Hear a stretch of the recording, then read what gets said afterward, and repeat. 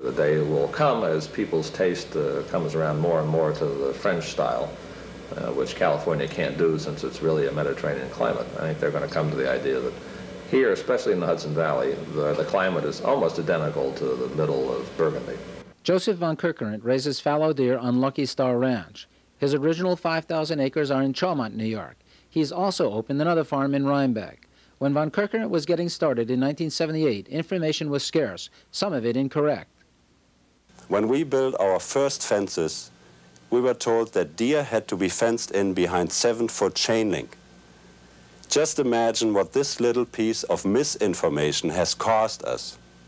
The expense of the chain link, the galvanized post, and so on, and all of it completely unnecessary. By trial and error, von Kerkerent has developed the methods described in his book, Deer Farming in North America. He, too, hopes that others will follow the trail he has blazed. Considering the small scale of a majority of some farm businesses in the Hudson Valley, it is surprising that many exhibit a high degree of vertical integration. Farmers are involved in not just production, but also distribution and marketing, tasks that modern agriculture relinquished to others decades ago in order to produce more efficiently. We have what I refer to here as a completely vertical operation, which is what makes it fascinating. We raise the hay that we feed to the goats. We milk the goats. We take their milk and make it into cheese. We package it under our own label, put it into our own truck, and deliver it.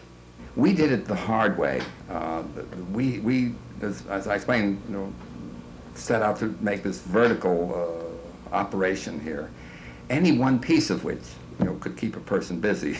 We want to feel that we're not here to get rich, because we're not going to get rich, but that we're serving some higher purpose, hopefully. One of them is perhaps to encourage other people to do something similar, or to go into raising goats or milk or even making cheese, and so that New York State can become important for that. Unlike Coach Farm, Commonwealth Enterprises does use the national distribution channels, but they prefer to handle marketing themselves.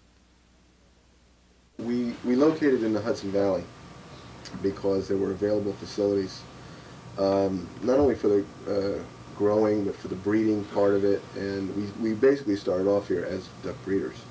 We later got into the growing and to the marketing area of it.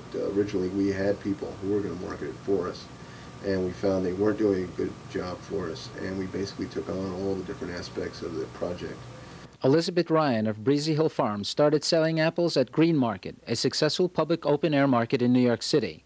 She noticed that restaurant chefs were simply not equipped to transport the volume of produce they wanted to buy. There was a great excitement on the part of the restaurants, but the restaurants are kind of captive to their situation. They don't have vans as a rule, they don't have cars, they don't have any way to transport quantities of produce. In response, Ryan and a few other growers founded the Hudson Valley Agricultural Marketing Association, a nonprofit cooperative in its first year of operation in 1987. We're choosing our goals very carefully, and we feel that the restaurant community are a critically underserved community. Quattro Farm retails most of the birds at their home road stand in Pleasant Valley and at Green Market in New York City. In addition, each week they make a local and a city delivery run to their steady accounts. John Stoddard is the manager of Quiet Please Farm, where he raises quail for the owner, Mrs. Daniel Fraud.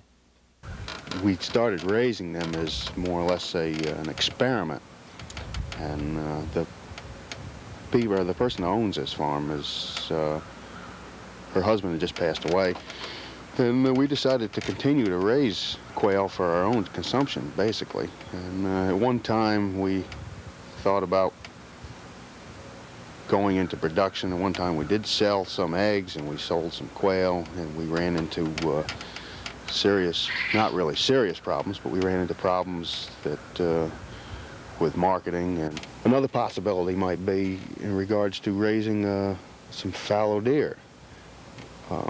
I really don't know anything about it, but I would be more in favor of raising the deer. I like animals with hair on it better than I do feathers. At Millbrook Vineyard, John Dyson has gotten involved in vertical integration to an unusual degree.